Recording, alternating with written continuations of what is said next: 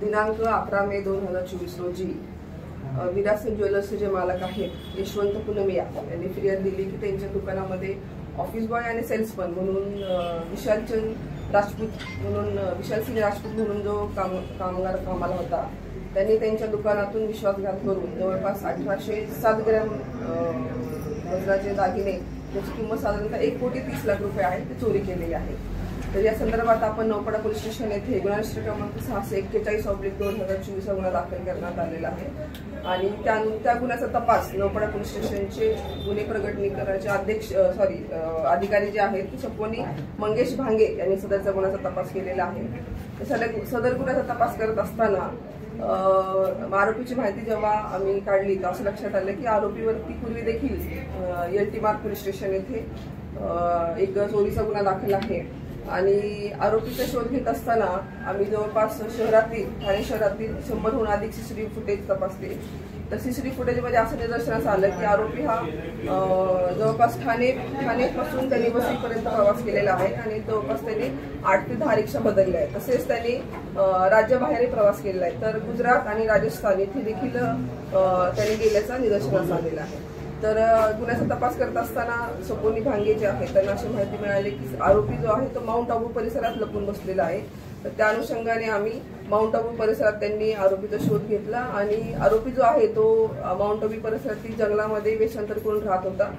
दिवसा तो वेषांतर करून राहत असे जंगलामध्ये आणि रात्री तो बसने प्रवास करत असे।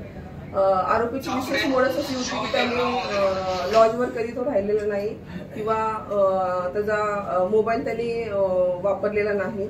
त्याने त्याचा मोबाईल जो आहे तो त्याने मुंबईमधूनच एका चालत्या ट्रकमध्ये त्याने ठेवला होता जेणेकरून पोलिसांना त्याचं वेगळं लोकेशन मिळेल। परंतु अत्यंत शिताफीने आमची तपासाची टीम जी आहे मंगेश भांगे आणि त्यांची टीम त्यांनी अत्यंत शिताफीने त्याला माउंट आबू परिसरातून ताब्यात घेतलेला आहे आणि त्यांनी चोरी केलेल्या मालापैकी जवळपास 95% मुद्देमाल 1745 ग्रॅम मुद्देमाल जो आहे 1,26,00,000 तो हस्तगत करण्यात आलेला। त्याला 7 जून रोजी अटक करण्यात आलं होतं आणि 12 जून पर्यंत आरोपीवरती एक पूर्वीचा 2016चा एलटी मार्ग पोलीस स्टेशन येथे चोरीचा गुन्हा दाखल। मॅडम यापूर्वी त्यांनी चोरी केली होती त्याचे कुठले साथीदार आता आहेत का त्याच्याबरोबर? नाही, सध्या सदरचा गुन्हा त्यांनी एकट्यानेच केलेला आहे। असे जे कामगार कामाला ठेवतात त्याबद्दल ज्वेलर्स असोसिएशनला माझं हे आव्हान आहे की त्यांनी कोणतेही कामगार कामावर ठेवताना कृपया तरी पार्श्वभूमी तपासावी जेणेकरून अशा घटना टाळता येतील।